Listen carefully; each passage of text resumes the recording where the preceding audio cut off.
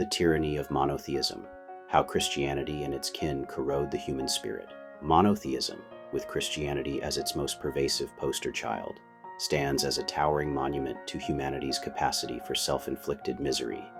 Beneath its promises of salvation and eternal love lies a festering core of shame, guilt, self-loathing, and hatred, doctrines that have shackled generations, denied them joy, and severed their connection to the raw, vibrant essence of life. While Christianity takes center stage here, the same rot can be traced through the veins of all monotheistic faiths, Judaism, Islam, and their offshoots, each wielding a single jealous god to bludgeon the human soul into submission. Far from uplifting, these beliefs have birthed a moral decay so profound it might be the greatest evil ever conjured by human imagination. Hell itself, that ultimate boogeyman, may owe its existence to the very faith that claims to save us from it, the machinery of shame and guilt. From the moment a Christian child can comprehend words, they're fed a poison pill. You are born broken. Original sin, that insidious invention, brands every soul with guilt before they've even drawn breath. You're not a miracle of existence. You're a sinner, stained by an ancient act you didn't commit. This isn't empowerment. It's a life sentence of shame. Every thought, every desire, every fleeting moment of humanity is suspect, scrutinized by an omnipresent judge who demands perfection from an inherently flawed creation.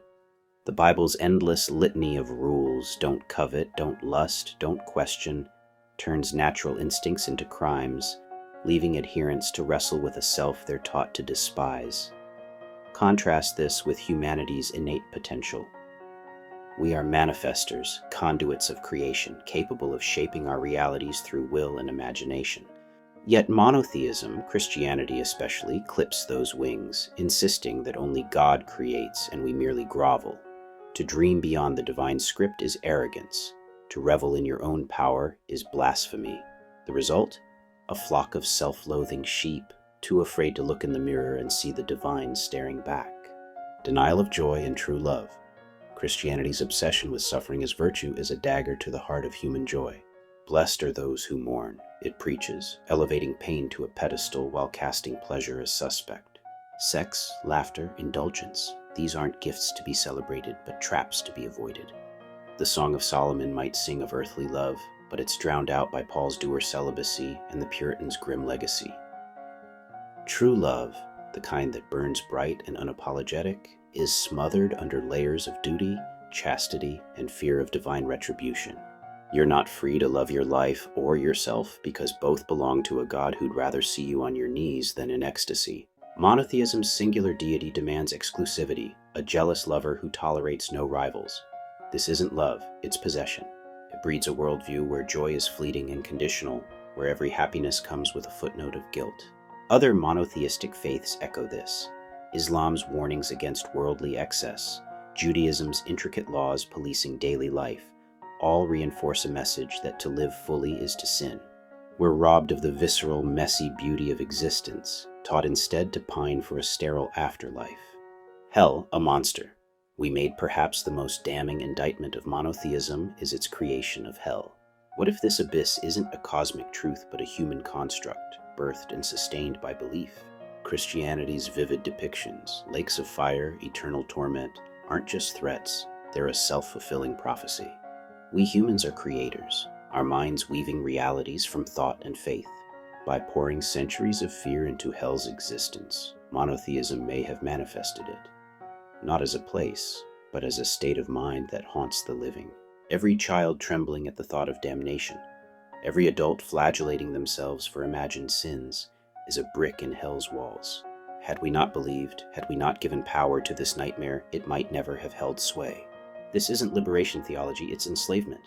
Other monotheistic traditions wield similar cudgels. Islam's Jahannam, Judaism's Gehinnom, each dangles punishment over the faithful, ensuring compliance through terror.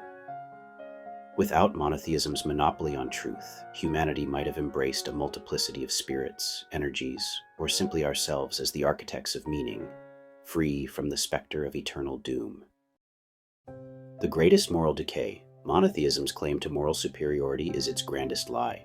By centralizing power in one unassailable God, it justifies atrocities. crusades, inquisitions, witch hunts, all in the name of righteousness. Christianity's history drips with blood, from the slaughter of heretics to the subjugation of entire continents, all underpinned by a belief that dissent is evil. This isn't morality, it's tyranny dressed in holy robes. The hatred it foments against the other, the unbeliever, the sinner, has fractured humanity more than any warlord's blade. And what of the self? Monotheism teaches you to hate your own nature, your curiosity, your passions, your very flesh. It's a slow poison, eroding the spirit until all that's left is a husk, begging for forgiveness. Compare this to polytheistic or animistic traditions, where gods reflect human complexity, or secular philosophies that honor our capacity for reason and growth.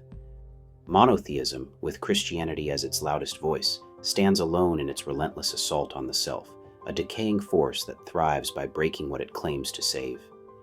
Reclaiming our power, we are not the wretched creatures monotheism imagines. We are creators, capable of joy, love, and meaning without a dictator in the sky. Christianity and its monotheistic siblings have spent millennia convincing us otherwise, chaining us to shame and fear while calling it salvation.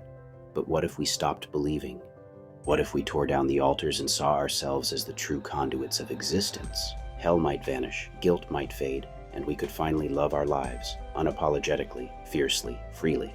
Monotheism isn't the light of the world. It's the shadow that's kept us in the dark. It's Time to Step Out by Scott Young, aka Sinfamous Gamer.